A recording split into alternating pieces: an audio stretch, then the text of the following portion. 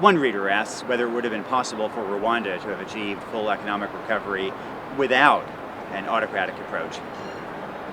Frankly, I find when I travel around poor countries that people are less interested in issues of democracy or autocracy than we Americans often are. If you go to people in the villages, then the things that they focus on are access to clean water, jobs, healthcare, getting a school there. And so far, the evidence is mixed about what kind of government is going to be more effective in getting schools built, clinics built, providing jobs, whether it's a democracy or an autocracy.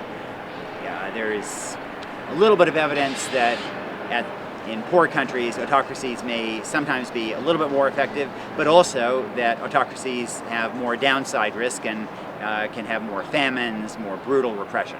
So I don't think there's a strong correlation there one way or the other.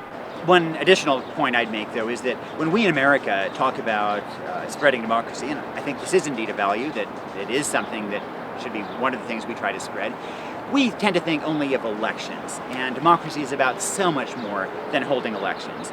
And it's especially about building institutions that can provide monitoring, that can provide checks and balances on authority, on corruption.